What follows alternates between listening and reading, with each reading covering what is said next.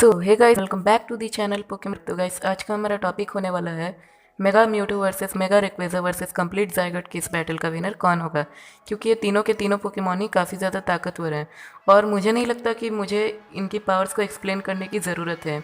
और हाँ गाइस, हम यहाँ पर बेस्ट विशेस के म्यूटू को लेने वाले हैं, क्योंकि बेस्ट विशेस के म्यूटू के पास ही मेगा एवोल्यूशन है।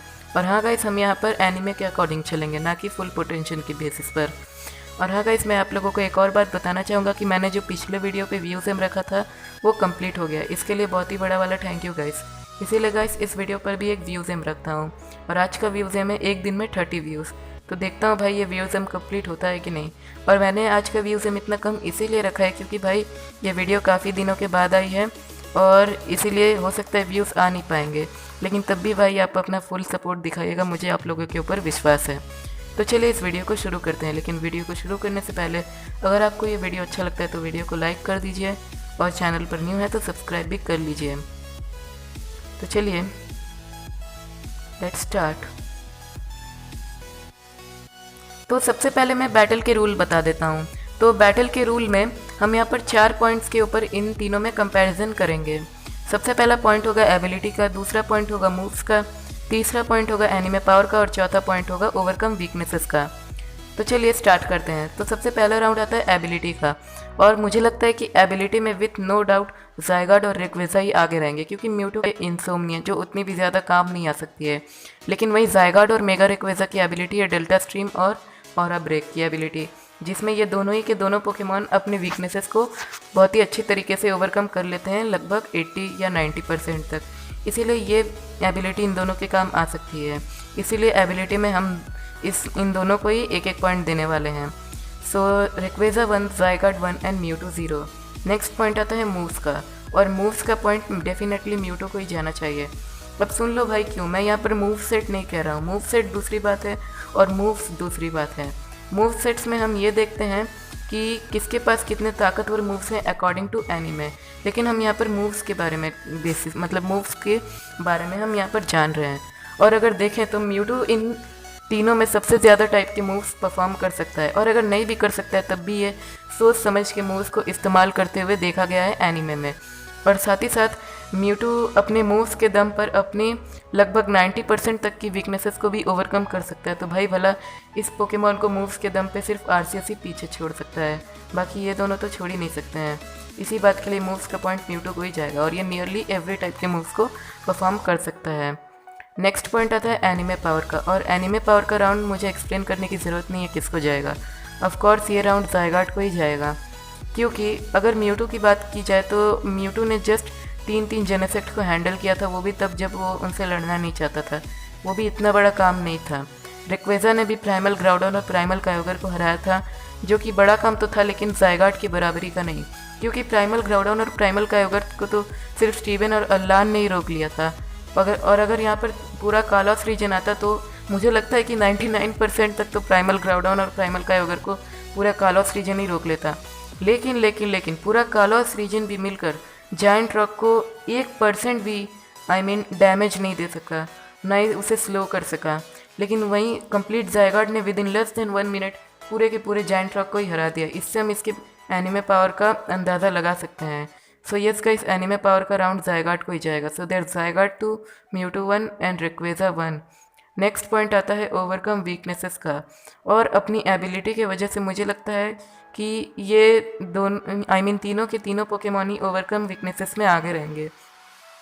लेकिन अगर मैं अपना ओपिनियन बताऊं तो वीकनेसेस को ओवरकम करने में सबसे ज़्यादा अच्छी तरीके से आगे रहेगा म्यूटू, और इसका एक रीज़न भी है, क्योंकि म्यूटू के पास बहुत ही अच्छे मूव्स भी हैं जिससे वो अपने वीकनेसेस को ओवरकम कर सकता है। हाँ, ज़ायगॉट और रेक्वेजा के पास एबिलिटी है, लेकिन ज़ायगॉट की एबिलिटी से वो जस्ट अपने फेरी टाइप के वीकनेसेस को एलिमिनेट कर देगा, और रेक्वेजा की एबिलिटी के कारण वो अभी भी आइस टाइप से वीक रहेगा।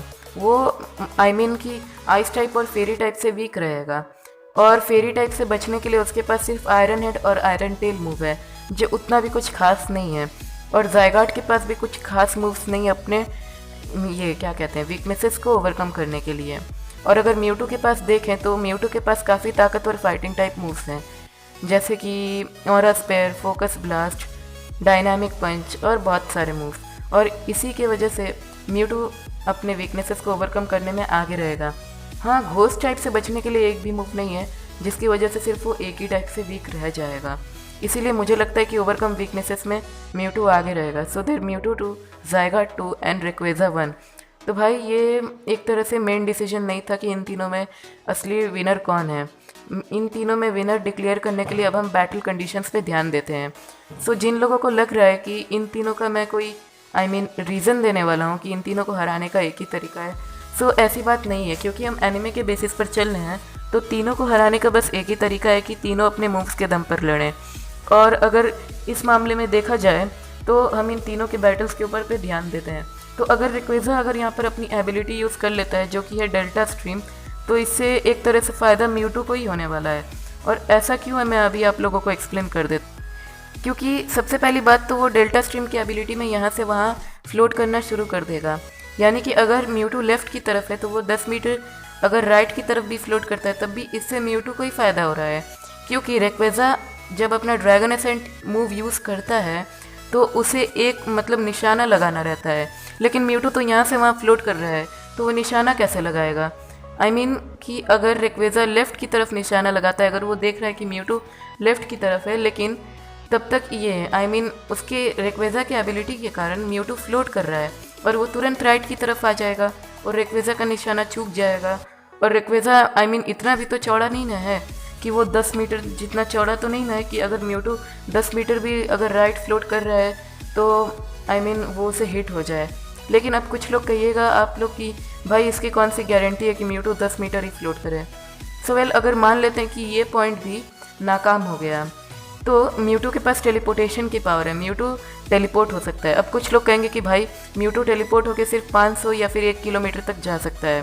तो भाई इससे भी म्यूटू को ही फ़ायदा हो रहा है, क्योंकि अगर रेक्वेजा म्यूटू को हिट करने आ रहा है ड्रैगन एसेंट, तो अगर म्यूटू टेलीपोर्ट हो जाए अगर लगभग 200 मीटर भी, तब भी इससे म्यूटू का ही फ़ायदा होगा, क्योंकि सिंपली वो उसके ड्रैगन एसेंट को डॉज कर लेगा। अब कुछ लोग कहेंगे कि भाई चलो मान लिया ये तो सही है, लेकिन अगर यहाँ पर इसका सामना ज़ायगाट से भी है, तो भाई ज़ायगाट भी अगर कोई फिजिकल अटैक करने आएगा तो ऑब्वियस आंसर है कि म्यूटू उसे डॉज कर लेगा इसी कंडीशन के बेसिस पर। लेकिन अब कुछ लोग कहेंगे कि भाई स्पेशल अटैक, तो भाई देखो अगर फाइट के स्टार्टिंग में अगर कोई सा भी पोकेमॉन स्पेशल अटैक यूज़ करता है म्यूटू पर, तो म्यूटू उसे ब्लॉक कर सकता है, क्योंकि फाइट के स्टार्टिंग में तो वो अपनी पूरी हेल्थ में ही रहेगा और ऑब्वियस आंसर है कि वो उसे ब्लॉक कर देगा। ओ प्लीज़ यार, आप लोग अब ये मत लिखना कमेंट में कि नहीं कर सकता है, क्योंकि भाई आप लोग बहुत ज़्यादा अंडररेट करते हैं म्यूटू को। म्यूटू की जो एक्चुअल पावर है वो वही बता रहा हूँ। यानी कि उसने 3 जेनेसेक्ट जो मिथिकल पोकेमॉन है उसके स्पेशल अटैक्स को ब्लॉक किया है। सो ऑब्वियस आंसर है कि वो ज़ायगाट और रेक्वेजा के भी स्पेशल अटैक को ब्लॉक कर दें। वेल, ये तो एक पूरी तरह से बैटल कंडीशंस का रिजल्ट नहीं था। अगर देखें इन तीनों पोकेमॉन में तो मेनली रेक्वेजा हवा में रहकर फाइट करता है। ये तीनों के तीनों पोकेमॉन ही हवा में ही रहकर फाइट करते हैं। ज़ायगाट थोड़ा सा ऊपर रहता है, यानी कि सबसे ज़्यादा ऊपर रहता है रेक्वेजा, उससे नीचे ज़ायगाट और सबसे नीचे म्यूटू रहकर फाइट करता है। और यहाँ पर म्यूटू फ्लोट कर रहा है और फ्लोट होने की वजह से वो मोशनलेस नहीं रह पा रहा है, यानी कि उसकी एनर्जी खर्च हो रही है, मतलब कि उसकी एचपी घट रही है। लेकिन अगर मैं यहाँ पर एक बात बताऊँ तो रेक्वेजा का कोई सा भी मूव म्यूटू या ज़ायगाट को नहीं हिट हो सकता है, क्योंकि म्यूटू के पास अपनी टेलीपोर्टेशन की पावर है जिससे उसे बचता हुआ देखा जा चुका है जेनेसेक्ट से फाइट करते वक्त, और ज़ायगाट को भी बचता हुआ देखा जा चुका है। जब जायंट रॉक की वाइन्स उसे जकड़ने वाली थी तब ज़ायगाट एकदम उन्हें डॉज करते हुए निकल रहा था। तो इस कंडीशन में रेक्वेजा को एक बहुत ही बड़ा डिसएडवांटेज मिल रहा है, और अगर कभी ज़ायगाट अगर ज़मीन की तरफ खड़ा हो जाए देन इसकी काफ़ी ज़्यादा पॉसिबिलिटीज़ है कि रेक्वेजा का ड्रैगन एसेंट हिट नहीं हो सकता है।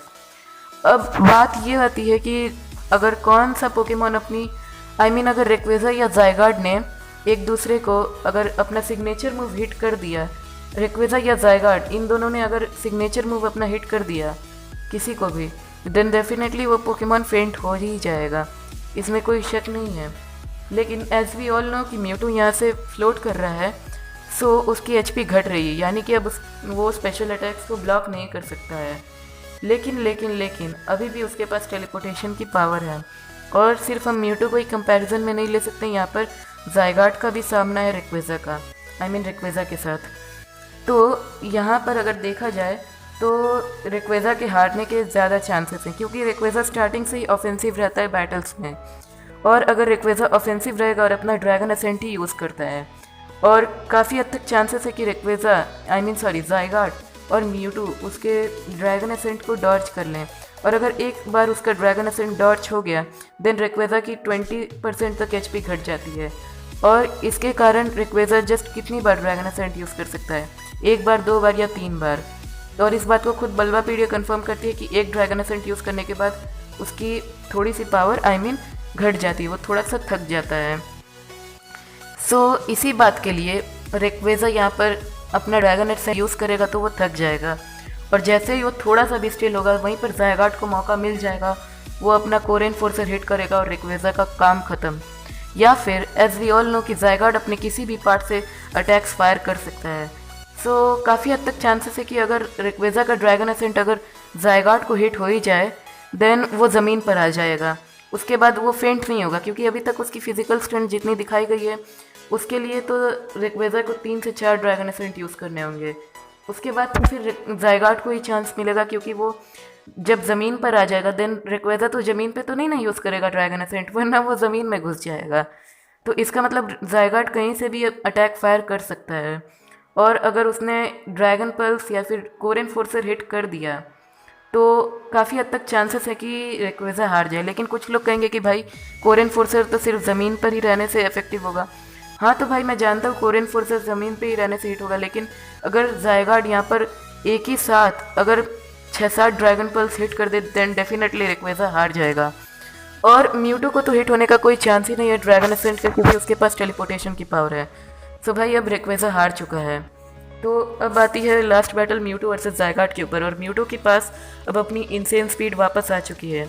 तो चलिए फिर से बैटल कंडीशंस पर ध्यान देते हैं। वेल अगर ज़ायगाट को देखा जाए तो ज़ायगाट अपने ओपोनेंट का पहले वेट करता है अटैक करने का। ये हमने पहले भी देखा है कि जब जायंट रॉक अटैक किया था तभी वो उसे डॉज करके फिर उस पर अटैक कर रहा था। वहीं म्यूटू पहले से ही अटैक्स को डॉज करने के लिए तैयार रहता है, और अगर ओपोनेंट अटैक नहीं कर रहा हो देन म्यूटू अटैक करता है। तो अगर म्यूटू अटैक करे देन इसके बहुत सारे चांसेस हैं कि वो ज़ायगाट के साथ आमना सामना करने लगे, और अगर ज़ायगाट के साथ अगर वो आमना सामना करेगा देन डेफिनेटली वो फेंट हो जाएगा, और इससे कोई चांस ही नहीं बनता है। म्यूटू के पास कोई सा भी ऐसा अटैक नहीं है जिससे वो ज़ायगाट को फेंट कर सके।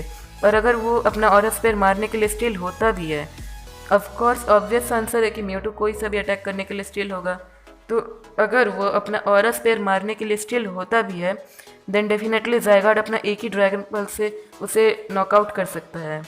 और अगर मान लीजिए वो नहीं भी होता है, अगर वो यहाँ से वहाँ घूमे ही जा रहा है then as we all know कि ज़ायगाट किसी भी पार्ट से और कितने भी कितने भी तरह से अटैक्स को क्या कहते हैं अटैक कर सकता है। तो अगर वो चारों तरफ से अगर अटैक कर दे एक सर्कल के एक सर्कल की तरह अगर वो अटैक करे देन म्यूटू का कोई चांस ही नहीं बचता है बनता है बचने के लिए।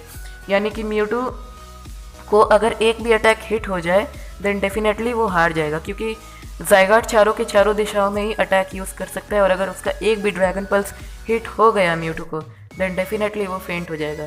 तो इस बैटल का क्लियर विनर ज़ायगाट है, यानी Zygarde first, Mewtwo second and Rayquaza third. So yes guys, ये कोई ऑफिशियल डिसीजन नहीं था, ये जस्ट मेरा ओपिनियन था, आपका ओपिनियन कुछ और भी हो सकता है। और हाँ गाइस, हो सकता है कि मुझसे इस वीडियो में कुछ पॉइंट्स छूट गए हों, तो भाई उससे ज़रा सी भी हर्ट होने की ज़रूरत नहीं है, ये जस्ट मेरा अपना पर्सनल ओपिनियन था। आप मुझे कमेंट करके बता सकते हैं कि मुझसे कौन से पॉइंट्स छूट गए हैं। तो चलिए गाइस, आज के लिए बस इतना ही, तो मिलता हूँ आपसे किसी और वीडियो में, तब तक के लिए bye guys, and finally thanks for watching this video. और कालोस रीजन का एपिसोड 4 डिस्क्रिप्शन में है, so check out that video.